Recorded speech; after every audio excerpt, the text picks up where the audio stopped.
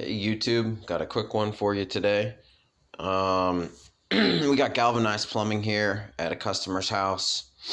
Obviously it's way out of date. This stuff was built to last like 50 years. It's past that here. Not sure how long, but at least 10 years over. We're gonna go over how to get rid of it or how to connect into it if you do have it and you need to keep it for one reason or another. This stuff though on the inside, I mean, you can kind of see how bad it is in there. So you don't really want to be drinking water that's coming out of here, or really showering in it. So that's going to be the basics of what this pipe looks like. This stuff was an art to work with.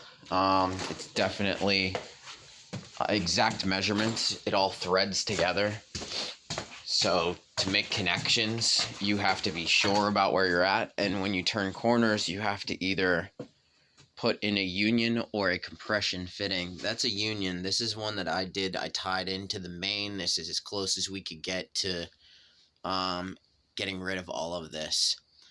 And then we converted to cpvc. So I'll show you how to do that. I have one other spot I have to make a conversion for the garden hose and the shower that they're not going to use in here. Not this shower, another shower in here, the only other shower.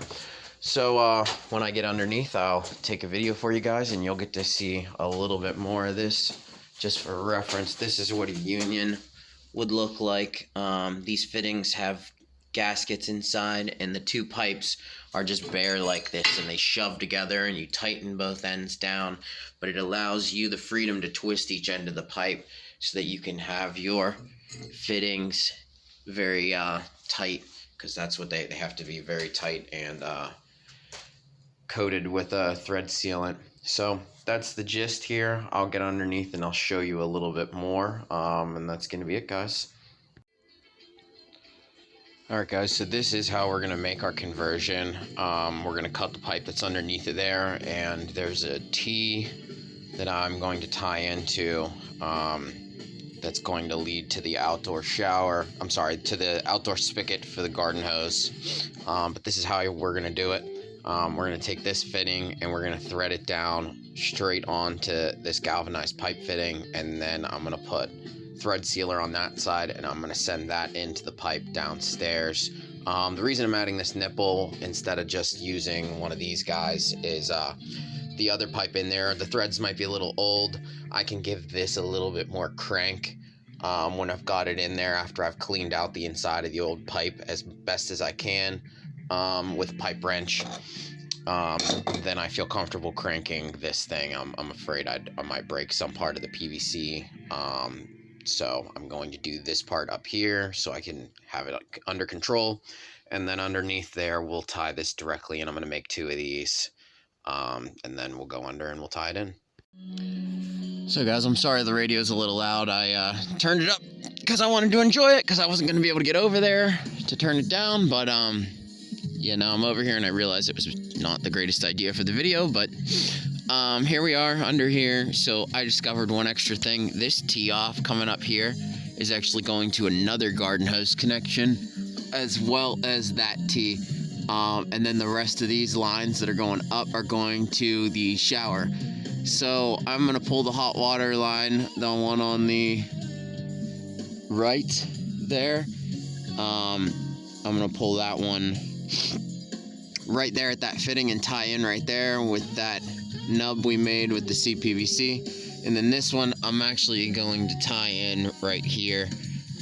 Again, I don't think the shower or honestly the outside water is going to be used at all. I'm more worried about the sinks and stuff being converted over. This place is going to be used as an office space now. So yeah, I'm going to cut this pipe with the Sawzall somewhere in that segment, and I'm going to cut the hot line somewhere in this segment, and then I'm going to use my blowtorch to heat these fittings and then try and break these pipes. They are terrible to twist off. Just make sure you're twisting the right direction, and they will come loose. So I'll come back to you when I have these apart. So guys, after you heat the pipe and break your fitting loose, you want to tie into it. Mine actually converted from, I was 3/4 down the way. This was actually 1/2-inch pipe. So I had to run to the store and grab a 1/2-inch nipple, a 3/4 inch to 1/2 inch reducer, a 3/4 inch coupler, and a 3/4 inch nipple to the cpvc, and then I'm able to tie in from there with my cpvc. This line goes to the shower and an outdoor spigot and another outdoor spigot. My hot line here that I was going to do down there, it was hanging over there.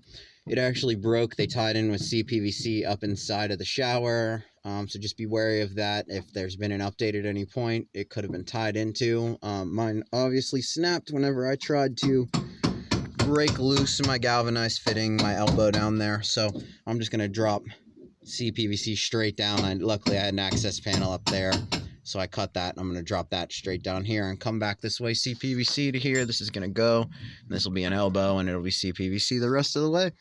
So yeah, if you guys have any questions, feel free to ask. I used this block product for all of my thread sealing. Can't get it to focus, but yeah, it's rated for plumbing use, potable water. It's rated, I think, like 0 degrees, maybe even lower, to like 450 degrees Fahrenheit. So it'll handle any of this that you need it to. And just clean this up with some alcohol if you want to get this stuff. Yeah, this stuff comes off with rubbing alcohol very easily off your hands, so no big deal there. But yeah, if you have any questions, let me know. The cpvc end of things, you can find tons of videos online on how to tie into cpvc from there, but this will get you out of galvanized if you have anything that you can't take out completely and you want to tie into it. So thanks for watching, guys.